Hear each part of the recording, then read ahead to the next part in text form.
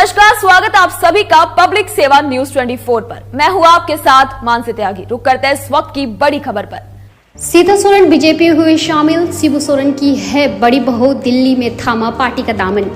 सोरेन परिवार की बड़ी बहू सीता सोरेन ने बीजेपी का दामन थाम लिया है। दिल्ली में उन्होंने भाजपा की सदस्यता ली। सीता सोरेन दुमका के जामा विधानसभा से लगातार 3 बार विधायक रही हैं।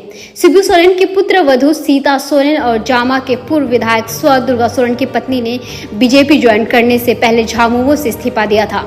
सीता सोरेन ने सबसे पहले 2019 में, उसके बाद 2014 और फिर 2019 के विधानसभा चुनाव में विजय हासिल की है।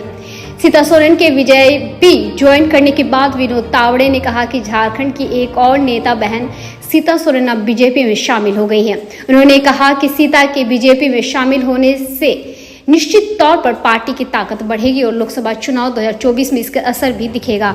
विनोद तावड़े ने कहा कि हम झारखंड में शक्तिशाली हो रहे हैं।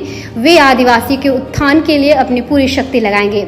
झारखंड बीजेपी के प्रभारी लक्ष्मीकांत विजयपई ने कहा कि झामुमो में रहते हुए सीता सोरेन ने भ्रष्टाचार के खिलाफ संघर्ष किया है। उन्होंने इसकी आवाज दिल्ली तक उठाई है। वे संघर्ष की पर्याय है। वहीं बीजेपी ज्वाइन करने के बाद सीता सोरेन ने कहा कि आज हम मोदी जी के विशाल परिवार में शामिल हो गए हैं। जिस तरह से देश में विकास कार्य हो रहे हैं और सभी मिलकर देश में अपना योगदान दे रहे हैं, उसी तरह से आज हर कोई इस परिवार में शामिल होने चाहता है। सीता सोरेन ने कहा कि उन्होंने भी अभी झारखंड में काफी संघर्ष किया है। उन्होंने बताया कि वे 14 साल को भी याद किया और बताया कि इन्होंने लोगों के नेतृत्व के कारण झारखंड राज्य का निर्माण हुआ।